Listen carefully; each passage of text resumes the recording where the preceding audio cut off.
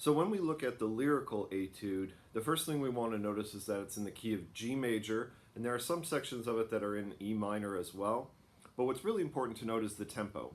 It's marked adagio, which is rather slow, and I think that the tempo that's given to you of 40 to 44 beats a minute is a little bit on the slow side. Quite frankly, if you take that tempo, I think you're going to have difficulty making your phrases work because you're going to be burning so much air at the slow tempo. So what I recommend you do is revise that a bit and aim for a goal tempo of about 50 to 52 for the quarter note.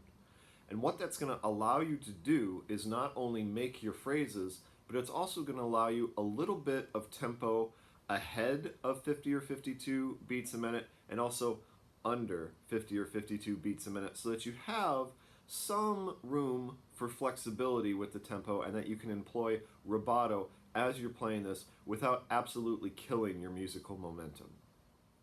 So speaking of the issue of breathing, you're not really given too many indications about where to breathe in this etude. So here is what I recommend that you do to kind of construct a viable pathway through this etude to make sure that you can make all of the phrases work successfully and still have enough air to be able to get to all of your cadence points correctly. So I would recommend the following points for breathing. Measure 4, between beats 3 and 4, that's between the A and the A sharp. Measure 6, before the E natural on beat 4. Measures 8 and 10 on the rest on beat 4, that should be an obvious spot.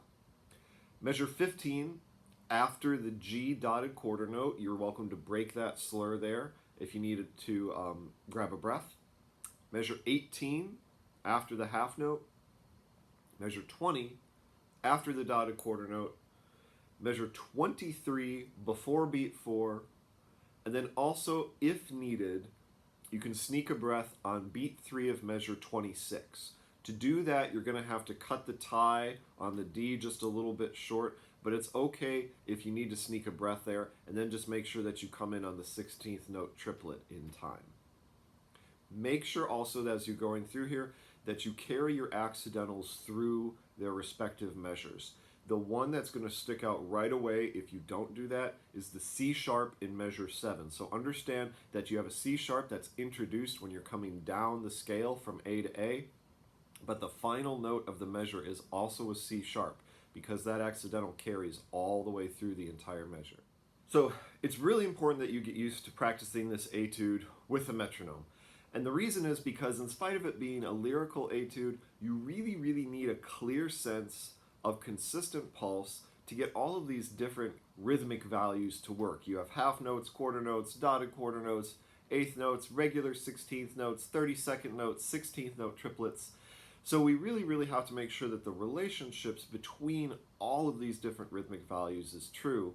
And the way to do that is by making sure that we maintain a consistent, steady pulse through the use of practicing with a metronome.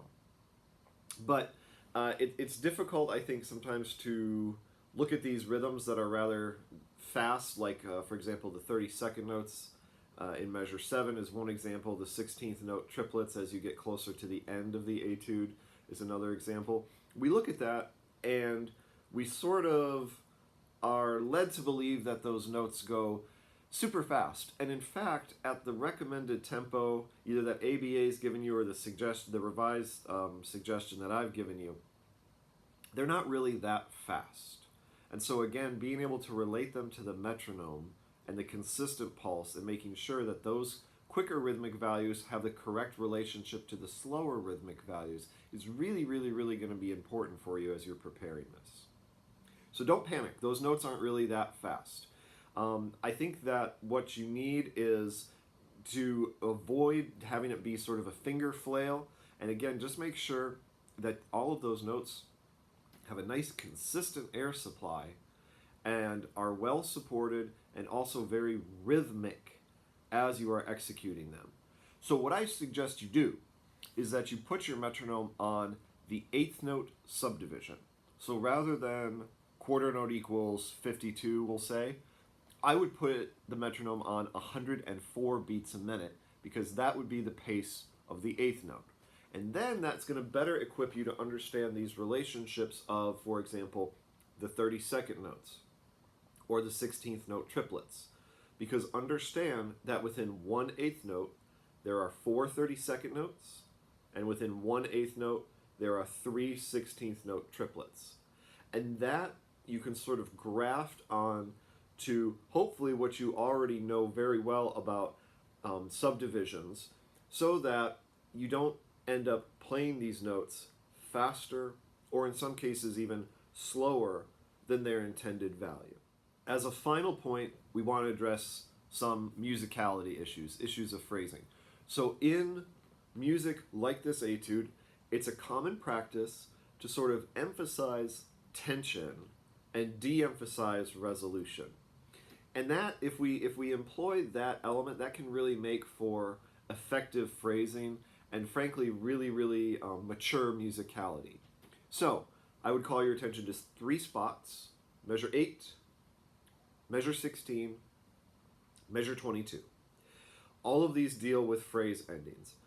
I would suggest starting these measures at least a mezzo piano and more likely a mezzo forte dynamic, so that you give yourself enough room to decrescendo into the release of the phrase. So the emphasis or the stress is really at the beginning of the measure, and you want to de-emphasize the resolution after the stress note. And again, this element is really going to make for good musicianship and good artistry, provided, of course, that you're playing with good technical control and good rhythmic understanding of what's going on in this etude.